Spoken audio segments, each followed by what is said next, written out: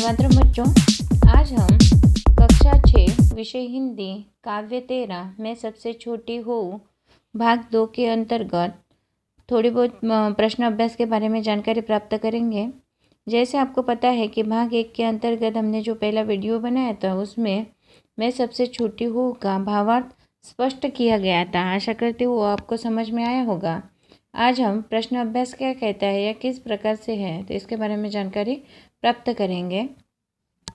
कविता से प्रश्न पूछा गया है कि कविता में सबसे छोटे होने की कल्पना क्यों की गई है। तो हम इसका जवाब इस प्रकार लिख सकते हैं कि कविता में सबसे छोटे होने की कल्पना इसलिए की गई है कि जिससे कि लंबे समय तक माँ का प्यार मिलता रहे, माँ के आंचल की छाया मिलती रहे, माँ का साथ मिलता रहे, विभिन्न प्रकार के खिलौने मिलते रहे, माँ द्वारा परियों की कहानियाँ सुनने को मिले।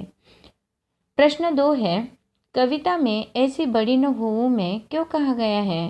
क्या तुम भी हमेशा छोटे बने रहना पसंद करोगे। तो देखिए यहाँ पर हम इस प्रकार जवाब लिख सकते हैं कि इस कविता में एक छोटी बच्ची कह रही है कि वह माँ के साथ रहना पसंद करती है। वह ऐसे बड़ी बनना पसंद नहीं करती जिससे वह माँ का प्यार दुलार न पा सके। बड़ी बनकर वह माँ के प्यार को खोना नहीं चाहती। इसीलिए इस कविता में ऐसी बड़ी न होऊं मैं की कामना की गई है। और अगर हम लिखने के लिए लिखें तो हम भी लिख सकते हैं कि हाँ, मैं भी हमेशा छोटे बने रहना पसंद करूँगी, या हाँ, मैं हमेशा छोटे बने रहना पसंद करूँगा, या जिनको छोटे बनना पसंद नहीं वो ना भी लिख सकते हैं। ठीक है, चलिए प्रश्न 3 देखते हैं क्या है। प्रश्न 3, आशय स्पष्ट करो। हाथ पकड़ फिर सदा हमारे साथ नहीं फिरती दिन रात। हाथ पकड़ फिर सदा हमारे साथ नहीं फिरती दिन रात। इस कविता का आशय यह है कि बच्चे अपनी माँ की सबसे छोटी संतान बनकर रहना चाहती हैं, क्योंकि बड़े हो जाने पर उसका साथ माँ से छूट जाता है।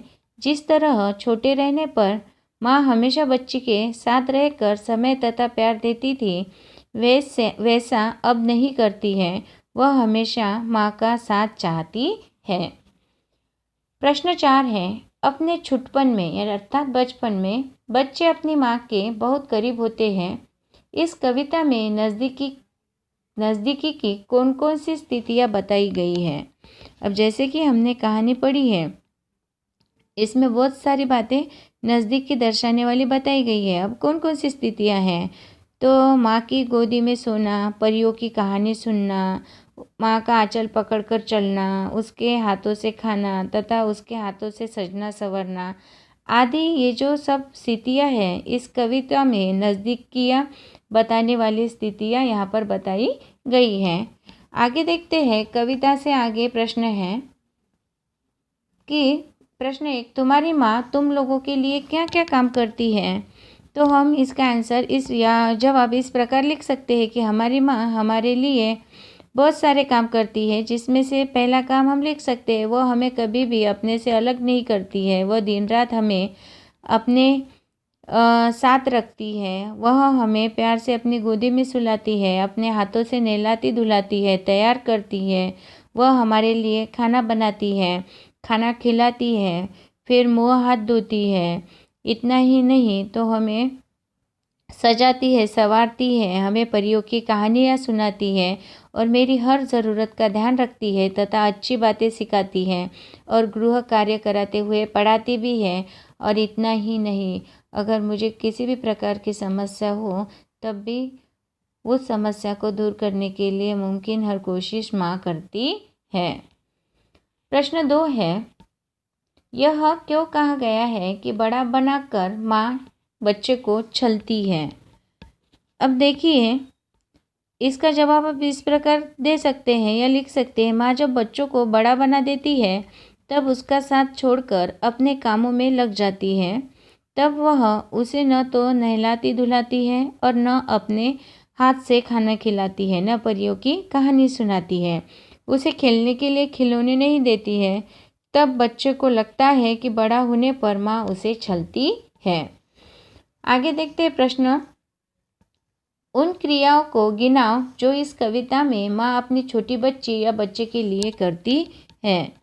अब देखिए, इसमें ये सब क्रियाएं ऐसी है कि माँ अपने बच्चों को गोदी में सुलाती है, आंचल पकड़वा कर साथ साथ रखती है, खाना खिलाती है, नहलाती धुलाती है, सजाती संवारती है, खिलौने देती है, स्कूल भेजती है और इतना ही नहीं, परियों की कहानियाँ भी सुनाती है, अच्छी अच्छी बातें सिखाती है।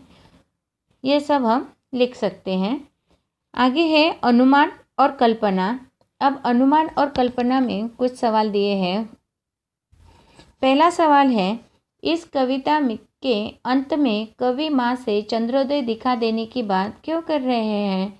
चांद के उदित होने की कल्पना करो और अपनी कक्षा में बताओ। तो आप इस प्रकार बच्चों को चांद को उदित होते देखना अत्यंत रोचक लगता है। वे अक्सर माता पिता से चांद को देखने या उसे हाथ में लेने की जिद करते हैं। इसीलिए कविता में कवि ने चंद्रोदय दिखाने की बात कही है। चंद्रोदय का दृश्य अत्यंत सुहाना लगता है। चांदनी रात बहुत ही शीतल लगती है, जो आंखों और हृदय को ठंडक पहुंचाती है। इसीलिए शायद कवि ने भी कविता के अंत में चंद्रोदय दिखा देने की बात की है। आगे देखते हैं प्रश्न 2। इस कविता को पढ़ने के बाद एक बच्ची और उसकी माँ का चित्र तुम्हारे मन में उभरता है। वह बच्ची और क्या क्या कहती होगी, क्या क्या करती होगी, कल्पना करके एक कहानी बनाओ। तो हम एक कल्पना कर कहानी बना सकते हैं कि वह बच्ची दिन भर माँ के साथ उसके आगे पीछे घूमती होगी। वह माँ के साथ रसोई में बैठकर माँ के सामने खेलती होगी, या फिर वह एक मिनट भी चुप नहीं रहती होगी। कई तरह के सवाल उस माँ से पूछती होगी।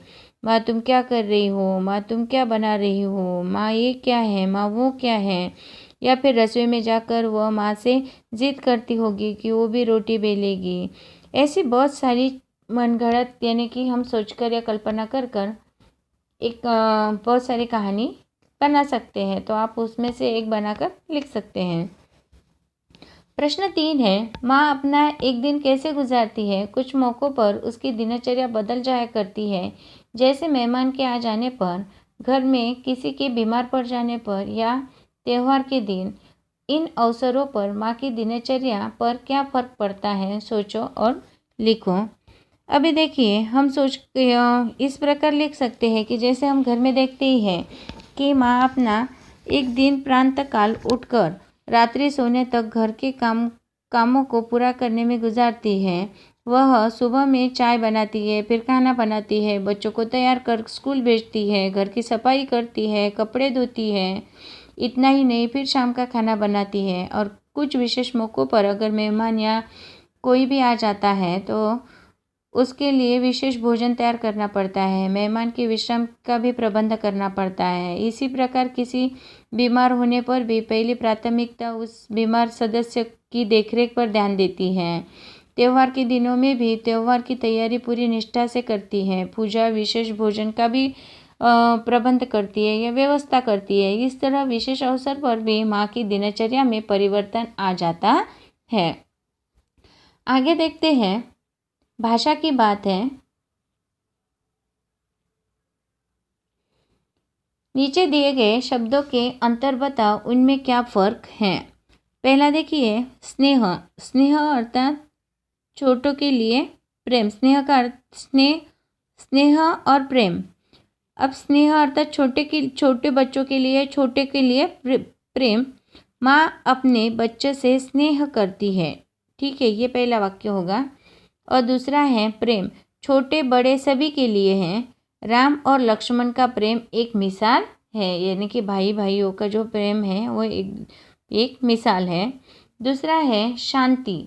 शांति अर्थात हलचल न होना, और सन्नाटा अर्थात वातावरण में चुप्पी होना। अब शांति का वाक्य हम इस प्रकार बना सकते हैं कि नेहा, घर में आज इतनी शांति क्यों है? सन्नाटा, रात के वक्त गांवों में सन्नाटा छा जाता है। दूसरा है धूल। धूल अर्थात मिट्टी। और राख, लकड़ी या कोयले के जलने के बाद बचा पदार्थ। अब धूल का वाक्य हम बना सकते हैं, चारों तरफ धूल से प्रदूषण फैल रहा है। और राख कोयले से बनती है। ये इन दोनों का अंतर है। फिर है ग्रह और गृह। ग्रह अर्थात नक्षत्र और गृह अर्थात घर। तो ग्रह, वैज्ञानिकों ने सौर मंडल के 8 ग्रह बताए हैं। और गृह का वाक्य आएगा, ओजस को गृह कार्य नहीं मिला, या फिर राम को गृह कार्य नहीं मिला। फिर है निधन और निर्धन। निधन अर्थात मृत्यु और निर्धन अर्थात गरीब। अब निधन का वाक्य में प्रयोग देखते हैं। सेठ जी के निधन से गांव में शोक की लहर दौड़ गई। और निर्धन का वाक्य इस प्रकार आएगा, हमारे देश में निर्धन व्यक्ति काफ़ी है। अब समान और सामान। समान अर्थात बराबर, हमारे और सामान अर्थात वस्तु। समान अर्थात बराबर और सामान अर्थात वस्तु। हमारे देश में सभी लोगों को समान अधिकार मिला हुआ है। और दूसरा है सामान, तो घर में सामान बिखरा पड़ा है। इस प्रकार भी वाक्य बना सकते हैं या उनका फर्क हम बता सकते हैं। कविता में दिन रात शब्द आया है। दिन रात का विलोम है। तुम ऐसे 4 शब्दों के जोड़े सोचकर लिखो जो विलोम शब्दों से मिलकर बने हों। जोड़ों के अर्थ को समझने के लिए वाक्य भी बना।